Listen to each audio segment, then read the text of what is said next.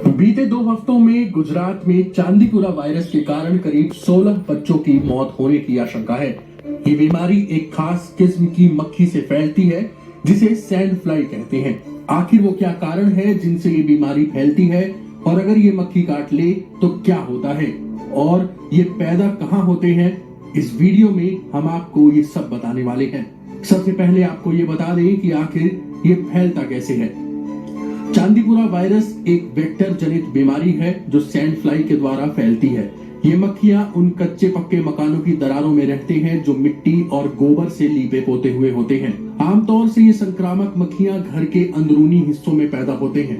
नमी इन कीड़ों के लिए सबसे अनुकूल माहौल होता है जहां ये पैदा हो सकते हैं। ये सैंड फ्लाई अंडे देते हैं जो बड़े होकर वयस्क मक्खी का रूप ले लेते हैं। ये मक्खियां इतनी छोटी होती हैं कि नंगी आंखों से दिखने वाली मक्खी के मुकाबले इनका आकार 4 गुना कम होता है। जून से लेकर अक्टूबर के महीने के बीच चांदीपुरा वायरस के सबसे ज्यादा मामले सामने आते हैं। अब आपको ये बता देते हैं कि किस वातावरण में ये वायरस सबसे ज्यादा पैदा होते हैं। हिम्मतनगर सिविल अस्पताल के बाल चिकित्सा विभाग प्रमुख डॉक्टर आशीष जैन ने बीबीसी से बात करते हुए कहा, चांदीपुरा वायरस सैंड फ्लाई और मच्छर दोनों से फैलते हैं।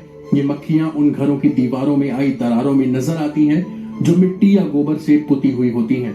गंदे इलाकों में बने घरों की दीवारों में आई दरारों में भी ये मक्खियां मिलती हैं। जिन कमरों में हवा और सूरज की रोशनी नहीं आती वहां पर ये मक्खियां पैदा होती हैं। अब सवाल ये है कि क्या ये कोई संक्रामक रोग है? ये संक्रामक रोग नहीं है। अगर किसी एक बच्चे को ये होता है तो किसी दूसरे बच्चे में इससे नहीं फैलेगा। हालांकि अगर ये सैंड फ्लाई किसी संक्रमित बच्चे को काटने के बाद किसी स्वस्थ बच्चे को काटता है तो ये हो सकता है कि वो स्वस्थ बच्चा बीमार पड़ जाए।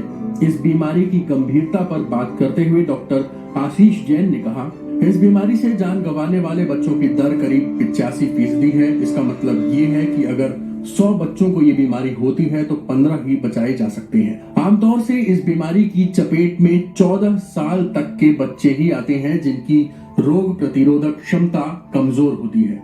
अब आपको ये बता देते हैं कि इस बीमारी के लक्षण क्या हैं।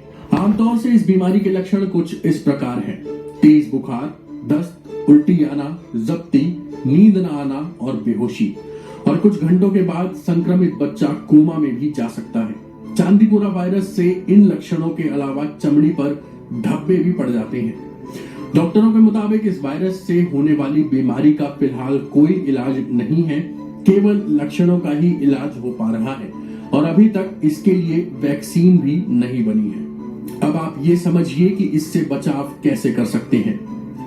घरों और आसपास के इलाके में साफ सफाई रखें, कूड़ा कचरा दूर रखें, दीवारों में आई दरार और छोटे गड्ढों को जल्द से जल्द ठीक करें।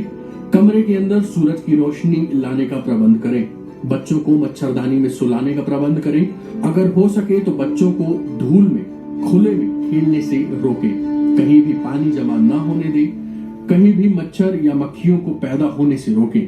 अगर इनमें से कोई भी लक्षण नजर आते हैं तो तुरंत डॉक्टर से मिलें।